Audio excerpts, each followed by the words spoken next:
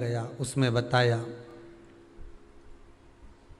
प्रयास करें जिस दिन एकादशी हो उस दिन घर में बुआरी झाड़ू आदि जो लगती है वो दूसरा लगा ले। क्यों? उसका वर्णन है, अगर आप बुआरी लगाएंगे, झाड़ू लगाएंगे, पोछा लगाएंगे तो हो सकता है कोई जीव आपके हाथ के द्वारा मर जाए। तब एक बार ये कथा हमने काशी में कह दी थी, तो एक अम्मा खड़ी हो गई और उन्होंने कहा, महाराज जी हम तो दोनों ही हैं और मेरी रे एकादशी, तो मैं पोछा किससे लगूं? अब मैंने कहा अम्मा तू तो रहने दे, तू ही लगा ले। अब हम कह दें कि अब एक तो बोल रहे कि हम घर में दो और आप कह रहे हो कि जिसका व्रत रहे वो पोछा ना, तो मत लगाओ, छोड़ दो एक दिन, कोई जरूरी है झाड़ू लगा लिया सब पोछा। तो प्रयास करो कि कोई जीव ना मरे, प्रयास करो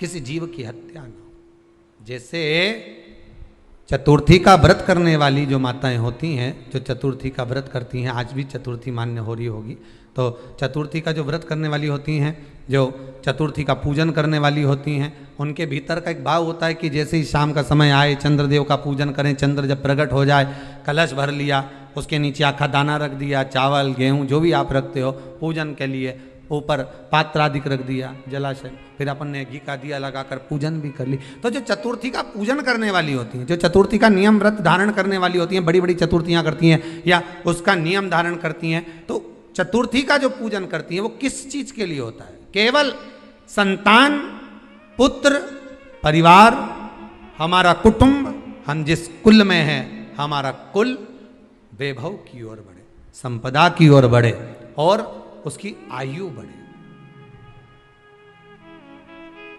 उसकी आयु बढ़े, वैभव बढ़े। बहुत ध्यान दीजिएगा महाराज, चतुर्थी की पूजन में जो आप आखा दाना रखते हो, गेहूं वगैरह कुछ भी जो भी रखते हो, उसकी बड़ी महत्वता होती है महाराज।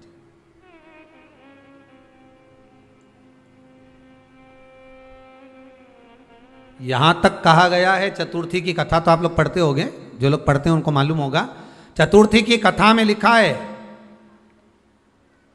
चौथ माता के व्रत में वर्णन किया गया है कि वो आखा दाना जो रखा जाता है, मान लो कोई जरूरी काम होता है तभी आखा दाना को रखा जाता है, संभाल के रखते हैं कि हम इस काम के लिए जा रहे हैं और हमारा ये कार्य सफल होना चाहिए।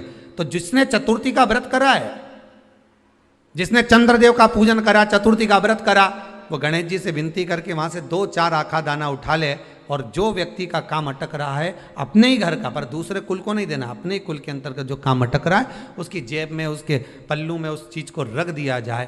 तो चतुर्थी जो अगली आती है, जैसे आप महीने की करते हो तो महीने की, और आप जैसे करते हो कि 4 अलग बड़ी बड़ी चतुर्थी करते हो तो उसके अनुसार आपका कार्य सिद्ध होता ही है। उस आखे दाने का इतना महत्व होता है क्योंकि चतुर्थी का व्रत करने वाली माता जब व्रत करती है तो स्वयं चतुर्थी की कथा में लिखा हुआ है कि पार्वती जी गणेश जी से चतुर्थी की कथा बचवाती। चतुर्थी की कथा बाची किसने थी? स्वयं गणेश जी महाराज ने। और सुनी किसने थी? माता पार्वती। बाचने वाले गणेश जी थे, सुनने वाली माता पार्वती थी। तो चतुर्थी की कथा जब होती है तो उसको स्वयं गणेश जी बाच रहे हैं, तो व्रत कौन सुन रही है? माता पार्वती। और आपने जो आखा दाना लिया वो गणेश जी के भाव से लिया, गणेश जी से निवेदन करके, विनय करके, प्रार्थना कर कर उसको प्राप्त किया, आपने उसको लिया।